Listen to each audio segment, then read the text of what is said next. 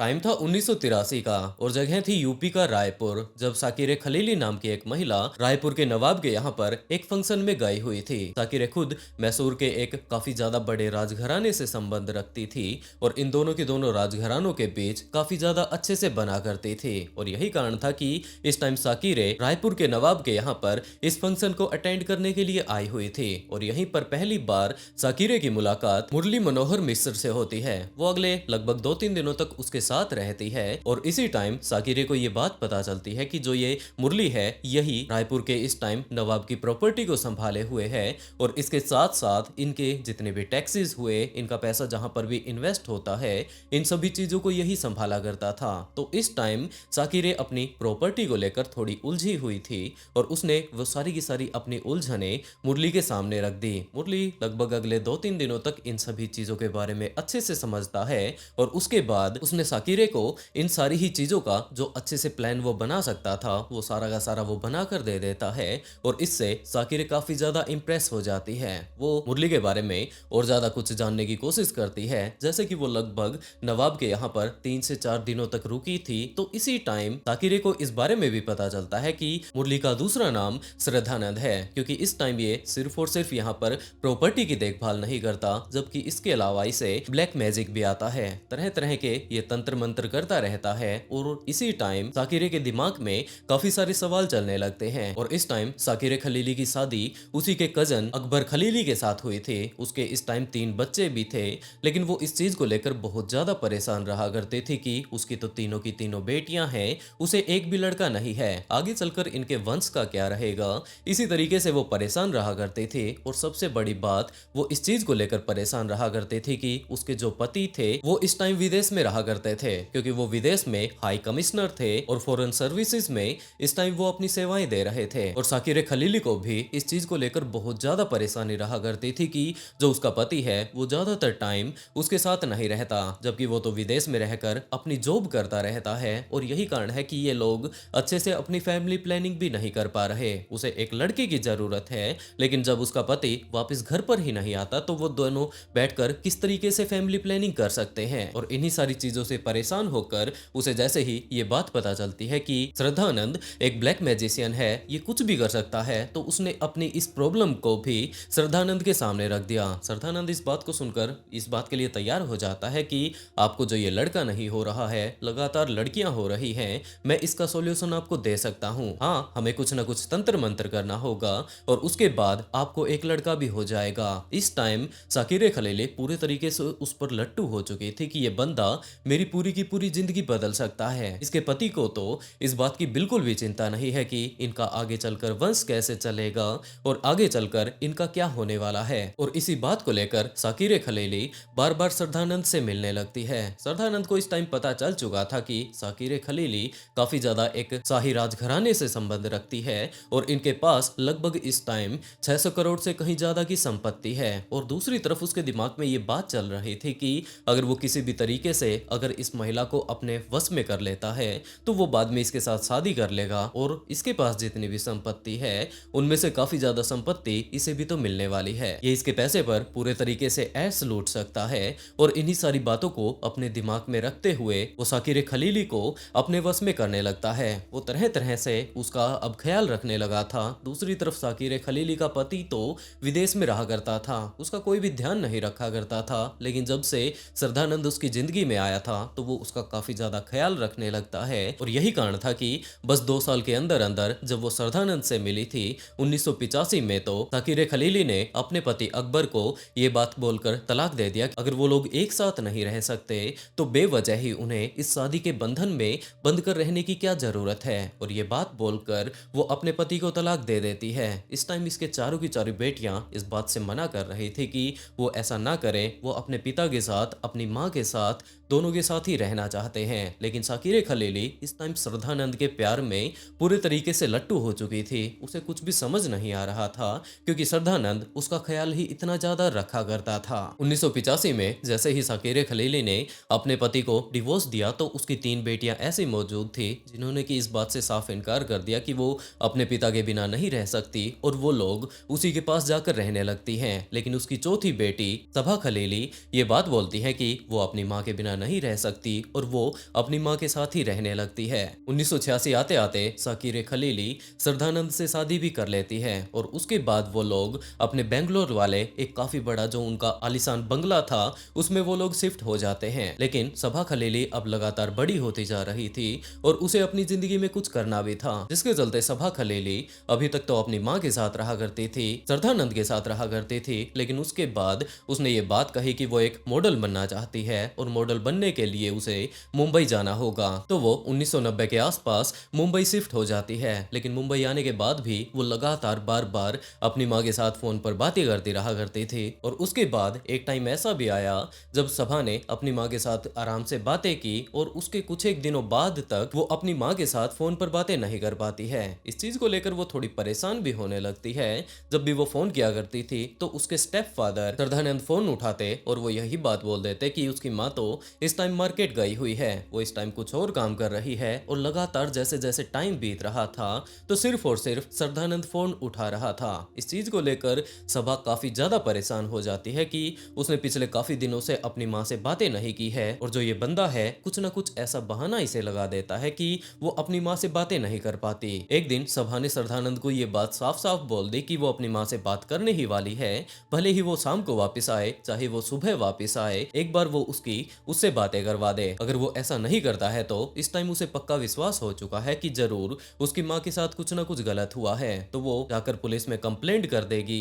तो श्रद्धानंद ने यही बात कहनी शुरू कर दी कि बेटा तुम बेवजह ही परेशान हो रही हो, हम लोगों के पास तुम्हारे लिए एक सरप्राइज है, तुम्हारी माँ इस टाइम प्रेग्नेंट है, बहुत जल्द उन्हें एक प्यारा सा बच्चा होने वाला है और वो दरअसल इस टाइम यहाँ पर इंडिया में है ही नहीं, वो इस टाइम न्यूयॉर्क के रूजवेल्ट हॉस्पिटल में एडमिट है और वहीं पर उनकी डिलीवरी होने वाली है। लेकिन सभा को पक्का विश्वास था कि ये बंदा पिछले काफी दिनों से लगातार उसे झूठ बोल रहा है, जिसके चलते वो न्यूयॉर्क फोन करती है और वहां के उसी स्पेसिफिक हॉस्पिटल में कॉल करके ये बात पूछने लगते हैं कि क्या यहाँ पर कोई साकिर खलीली नाम की महिला एडमिट है, इस तरीके से उसकी डिलीवरी होने वाली है। लेकिन डॉक्टर्स ने इस बात से बिल्कुल साफ इनकार कर दिया कि इस नाम की कोई भी महिला हमारे हॉस्पिटल में एडमिट नहीं है और न ही उनकी कोई डिलीवरी है। तो अब सभा को धीरे धीरे कर विश्वास होने लगता है कि श्रद्धानंद जरूर झूठ बोल रहा है और उसकी माँ इस टाइम परेशानी में हो सकती है। हो सकता है उसने उसे अपने घर पर ही पूरे तरीके से कैद कर लिया हो, जिसके चलते वो जाकर पुलिस में कंप्लेंट कर देती है। उसने जाकर पुलिस को ये बात बताई कि उसने आखिरी बार अपनी माँ से 28 अप्रैल 1991 को बात की थी। उसके बाद ना तो वो उससे किसी भी तरीके से संपर्क कर पा रही हैं और वो जाकर अपने घर पर भी उनसे नहीं मिल पाई है। उसके पिता कुछ इस तरीके से बहाना लगा देते हैं और उसे अब कोई अंदाजा नहीं कि इस टाइम उसकी माँ है तो है कहाँ पर। आखिरी टाइम में उन्होंने ये बात कही थी कि उनकी तो डिलीवरी होने वाली है न्यूयॉर्क में, इस हॉस्पिटल में उनकी डिलीवरी होने वाली है। तो उसने वहां पर भी उस हॉस्पिटल में भी कॉल करके पूछ लिया है, लेकिन वहां पर उसकी मां नहीं है। तो इन्हीं सब चीजों को जानने के लिए पुलिस ऑफिसर्स श्रद्धानंद के पास जा पहुंचते हैं। लेकिन जैसे ही वो लोग वहां पर श्रद्धानंद के पास पहुंचे तो ये टाइम 1991 का आ चुका था और इस टाइम तक श्रद्धानंद सिर्फ श्रद्धानंद नहीं रहा था, जबकि वो एक स्वामी बन चुका था। वो पूरे तरीके से अपने आप को बाबा बना चुका था और उसके काफी सारे पॉलिटिशियंस के साथ और काफी सारे पावरफुल लोगों के साथ संबंध थे, जिसके चलते उसने इस केस को उसी टाइम यूं का यूं दबाने की कोशिश की और ये बात कही कि आपके मुलाजिम आकर हमें कुछ इस तरीके से परेशान कर रहे हैं। और उसने अपनी जान पहचान की मदद से इस केस को जितना भी वो दबा सकता था उसे दबाने में कोई भी कमी नहीं छोड़ी। दूसरी तरफ साकिर खलीली भी कोई आम इंसान नहीं थी, जबकि वो एक काफी अच्छे राजघराने से संबंध रखती थी, जिसके चलते इस केस को अच्छे से इन्वेस्टिगेट तो किया जाता है लेकिन उस लेवल पर नहीं जैसा कि होना चाहिए था। श्रद्धानंद ने तो ये बात बोल दी कि आखिरी टाइम में वो महिला इस तरीके से डिलीवरी के लिए न्यूयॉर्क गई थी। उसके बाद मुझे नहीं पता कि वो कहां पर गई होगी। उसने जितने भी सबूत वो बना सकता था वो सारे के सारे बनाकर पुलिस के सामने रख देता है और उसने यही बात कही कि अब वो जा तो चुकी ही है, अब मुझे कोई अंदाजा नहीं कि वो गई तो गई कहां पर। हाँ, जब से वो गई है इस बात को लेकर परेशान मैं भी हूँ, लेकिन आप लोग ही बताइए कि अब मैं करूँ तो क्या करूँ। अब मुझे कोई अंदाजा नहीं कि वो गई तो गई कहां पर। अगले काफी दिनों तक पुलिस ऑफिसर्स इस केस के ऊपर काम करते रहते हैं, ना तो साकिर खलीली की बॉडी मिलती है और ना ही ये बात पता चलती है कि हो सकता है किसी ने उसे मार दिया हो, तो इस टाइम उसकी बॉडी कहां पर है और अगर वो जिंदा भी है तो वो कहां पर चली गई। इसी बात को लेकर पुलिस लगभग अगले 2 से 3 सालों तक साकिर खलीली को ढूंढती रहती है, लेकिन उनके हाथ कोई भी ऐसी चीज नहीं लगी जिससे कि वो लोग पता लगा पाए कि इस टाइम साकिर खलीली कहां पर होगी। और उसके बाद टाइम आया अप्रैल 1994 का। पुलिस इस केस को पूरे तरीके से अब बंद कर रही थी कि इसी टाइम कर्नाटक पुलिस का एक कांस्टेबल अपने सिविल ड्रेस में एक ठेके के ऊपर जाकर खड़ा हो जाता है। वहां से वो कुछ एक सामान खरीदना चाहता था और उसी टाइम उसे ये बात पता चलती है कि साइड में यहाँ पर एक व्यक्ति है जो कि इस टाइम यहाँ पर काफी ज्यादा हल्ला काट रहा है और ये बात लोगों को डरा रहा है कि वो कुछ भी कर सकता है, कोई भी उसके सामने ज्यादा तीस मारखा बनने की कोशिश ना करे, वो कुछ भी कर सकता है। तो वो कांस्टेबल भी जाकर उससे बात करने लगता है कि हाँ भाई, तूने यहाँ पर हल्ला क्यों काट रखा है। तो उस आदमी ने उस कांस्टेबल को थोड़ा पीछे धका दिया और ये बात बोल दी कि तूने मुझे हाथ कैसे लगाया। कांस्टेबल अब आराम से पूछने लगता है क्योंकि वो अपनी ड्यूटी से आया था और अब वो थोड़ा रिलैक्स करना चाहता था। तो उसने यही बात सोची कि चलो इसी से पूछ लेते हैं कि आजकल ये बंदा चाहता क्या है, यहाँ पर पूरे तरीके से अपनी दोस्त जमा रहा है। तो उसने ये बात कही कि हाँ भाई, तू ऐसा क्या कर लेगा। तो उस आदमी ने, जिसका नाम की राजू था, उसने ये बात कही कि तुम लोग हो ही क्या, मैं कुछ भी यहाँ पर कर सकता हूँ। तुम लोगों में से किसी भी व्यक्ति ने अगर मेरे सामने ज्यादा ऐठने की कोशिश की, मेरे सामने ज्यादा बनने की कोशिश की, तो मैं उसे गायब कर सकता हूँ। इस बात को सुनकर वो कर्नाटक पुलिस का कांस्टेबल काफी ज्यादा हैरान रह जाता है कि आखिरकार ये बंदा बोलना क्या चाहता है और वो उसे थोड़ा और चिढ़ाने लगता है। और उसके बाद राजू ने ये बात कही कि शायद तुम मुझे अच्छे से जानते नहीं हो, मेरे पीछे काफी बड़े बड़े लोगों का नाम है, शायद तुमने स्वामी श्रद्धानंद का तो नाम सुना ही होगा। कांस्टेबल इस बात के लिए हाँ भर लेता है और उसी टाइम राजू ने ये बात कही कि उन्होंने एक कत्ल किया था और उसके बाद उस बॉडी को उन्होंने पूरे तरीके से गायब कर दिया। आज तक तुम्हारी पुलिस उसे ढूंढ तक नहीं पाई। ये बात सुनते ही कांस्टेबल के तो कान खड़े हो गए कि ये बंदा किसके बारे में बात कर रहा है। और जब उसने और ज्यादा उसे चिढ़ाना शुरू किया कि तुम्हारा बाबा कुछ नहीं कर सकता, तुम खुद कुछ नहीं कर सकते, अगर मैं तुम्हें एक चाटा भी लगा दूं तो ना तो तुम कुछ कर पाओगे और ना ही तुम्हारा बाबा। और उसके बाद इस टाइम राजू ने काफी ज्यादा शराब पे रखी थी। उसने उस कांस्टेबल को अपने पास बैठाया और ये बात कहनी शुरू कर दी कि क्या तुमने साकिर खलीली का नाम सुना है। इस केस के ऊपर वो कांस्टेबल भी पिछले काफी दिनों से काम कर रहा था और उस बात को सुनकर वो हाँ भर लेता है। तो उसके बाद राजू ने कांस्टेबल से ये बात कही, मेरे मालिक स्वामी श्रद्धानंद ने अपनी पत्नी को हमारे घर के ही अंदर जिंदा गाड़ दिया था, तुम लोग उस टाइम क्या कर पाए और ये बात सोचकर बताओ कि तुम आज तक क्या कर पाए। उसने वो सारी की सारी बातें अब उस कांस्टेबल को बतानी शुरू कर दी जो कि वो नशे की हालत में बता सकता था। और ये बात पता चलते ही उस कांस्टेबल ने अपने सीनियर्स के पास फोन कर दिया कि जनाब ये मामला यहाँ पर हो रहा है, ये बंदा कुछ ऐसा दावा कर रहा है। तो पुलिस की एक गाड़ी वहां पर तुरंत पहुंच जाती है और उसे अपनी गाड़ी में डालकर वो लोग पुलिस स्टेशन लेकर जाते हैं। वहां पर जब उसकी थोड़ी सेवा की जाती है तो राजू का अब पूरा का पूरा नशा ढीला हो चुका था।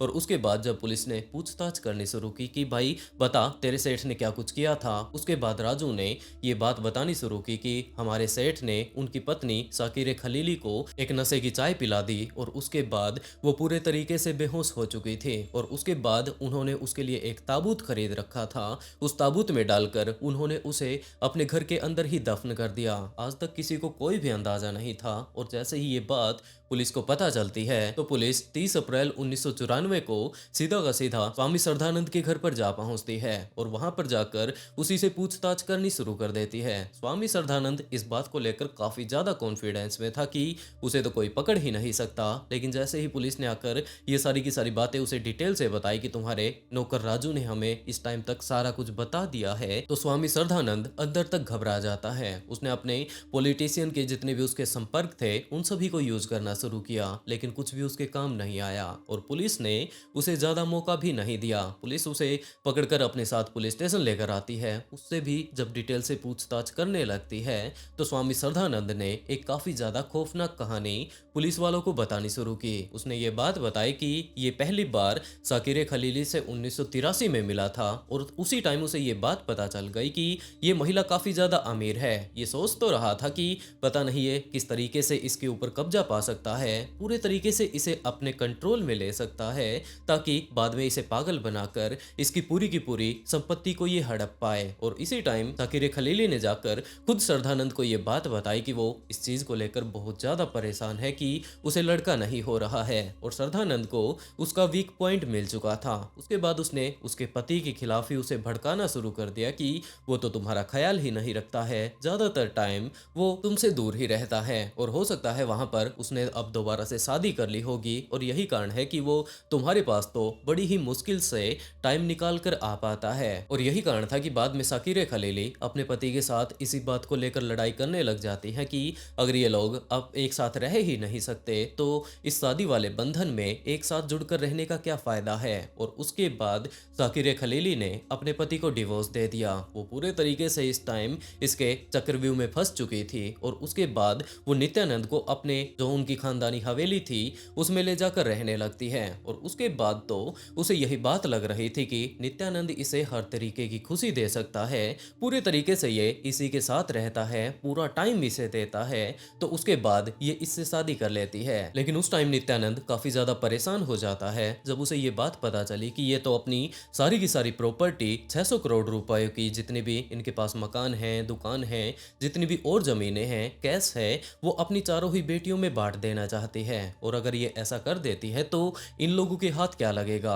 इस चीज को लेकर वो काफी ज्यादा परेशान चल रहा था। अभी तक उनकी बेटी सभा भी इन्हीं के साथ रहा करती थी, लेकिन बाद में अपना कैरियर मॉडलिंग में बनाने के लिए वो मुंबई चली जाती है और ये दोनों के दोनों अब घर पर अकेले रहा करते थे। तो एक दिन ऐसा भी आया जब उसने इन सारी ही चीजों की प्लानिंग बना ली कि अगर मैं इसे मार डालता हूं तो मेरे ऊपर केस हो जाएगा और बाद में इसकी बॉडी मिल जाएगी, लेकिन क्या हो अगर ये गायब हो जाए। तो वो अपने नौकर राजू के साथ मार्केट में जाता है और वहां से एक काफी बड़ा ताबूत अपने साथ खरीद कर ले आता है। दुकानदार ने यही बात पूछी कि जनाब इस टाइम आप ये ताबूत क्यों लेकर जा रहे हैं। तो उसने दुकानदार को ही समझाना शुरू कर दिया कि उसके पास एक पुराने टाइम की एंटीक मूर्ति है और वो नहीं चाहता कि वो टूट जाए, जिसके चलते वो चाहता है कि एक अच्छा सा मजबूत सा वो उसे ताबूत दे दे। तो उसने काफी ज्यादा महंगा और काफी ज्यादा जो मजबूत ताबूत था वो श्रद्धानंद को दे दिया। और जैसे ही श्रद्धानंद अपने घर पर उस ताबूत को लेकर आता है तो इस टाइम उसने काफी सारे मजदूरों को भी अपने घर पर बुला रखा था ताकि रे खलीली इन सारी ही चीजों को साफ साफ देख सकती थी।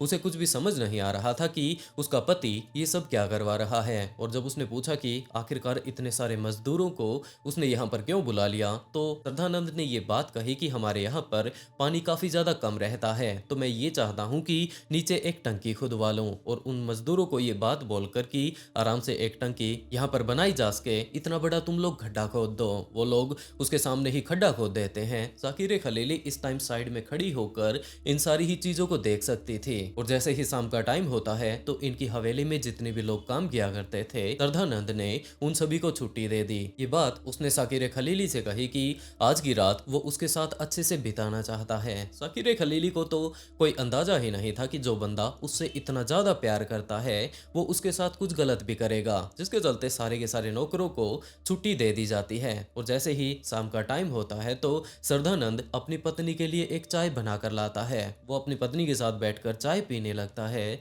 लेकिन जैसे ही साकिरे खलीली की चाय खत्म हुई तो उसे थोड़ी सी बेहोशी होने लगती है। धीरे धीरे कर वो पूरे तरीके से बेहोश हो जाती है और श्रद्धानंद इसी चीज की वेट कर रहा था। अपने नौकर राजू को उसने इस टाइम तक सारी की सारी बातें समझा दी थी और उसके बाद वो दोनों के दोनों जो साकिरे खलीली इस टाइम पूरे तरीके से बेहोश थी उसे उठाकर उस ताबूत में रख देते हैं। और उसके बाद उस ताबूत को वो पानी वाली टंकी जो कि दिन में उन्होंने मजदूरों से खुदवाई थी उसके अंदर डाल देते हैं। उस टाइम राजू वहीं पर मौजूद था और उसने वहां पर साइडों में जितनी भी मिट्टी पड़ी हुई थी वो सारी की सारी मिट्टी उस ताबूत के ऊपर डालनी शुरू कर दी। लगभग आधी रात तक वो वहां पर मेहनत करता रहता है और इस घटना के अगले ही दिन उसने वहां पर साइड में एक बार बनवा दिया। लगभग अगले एक हफ्ते तक वो वहां पर दिन रात पार्टी करता रहता है। लेकिन जो सबसे अजीब घटना इस केस में घटी थी, जैसे ही पुलिस को ये बात पता चली तो वो लोग उस स्पेसिफिक जगह पर जाने के बाद खुदाई शुरू कर देते हैं और वही ताबूत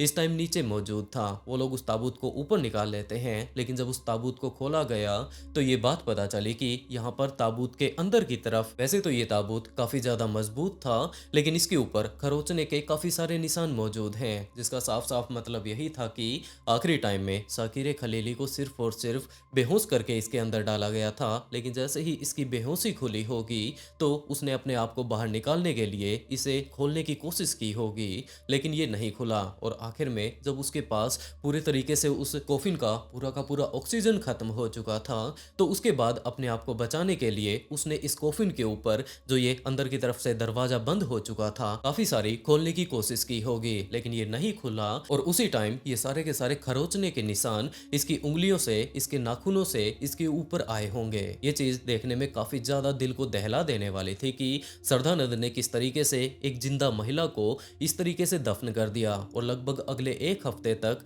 वो इसके ऊपर पूरे तरीके से पार्टी करता है। काफी सारी शराब और शवाब का उसने प्रबंध कर लिया था और वो यहाँ पर एंजॉय कर रहा था। लेकिन उसके और उसके नौकर के अलावा वहां पर आने वाले जितने भी पॉलिटिशियन थे जिनके साथ की उसका काफी अच्छा संबंध था, उन्हें कोई अंदाजा नहीं था कि जहां पर ये पार्टी हो रही है इसके नीचे एक महिला को जिंदा ही दफन कर रखा है। और हो सकता है जिस टाइम वो लोग वहां पर डांस कर रहे थे उस टाइम ताकीर खलीली अपने आप को बचाने के लिए नीचे काफी ज्यादा मेहनत कर रही होगी, लेकिन उसकी मेहनत कुछ भी काम नहीं आई। ताकीर खलीली को यहाँ पर दफन करने के लगभग 2-3 दिन बाद ही उसने यहाँ पर संगमरमर का पत्थर मंगवा लिया था और इस पूरी की पूरी जगह को काफी ज्यादा अच्छे से एक चबूतरे के रूप में तैयार करवा दिया जाता है। पुलिस को जैसे ही इन सभी चीजों के बारे में पता चलता है तो वो लोग जाकर साकिर खलीली को बाहर निकाल लेते हैं और उस टाइम पुलिस ने सारी की सारी चीजों की वीडियोग्राफी की थी। और जैसे ही इन सभी चीजों के बारे में पुलिस को पता चलता है तो उसे गिरफ्तार कर लिया जाता है और उसके बाद कोर्ट में पेश किया जाता है। कोर्ट में जब जज ने उसके इन सारे ही कारनामों के बारे में देखा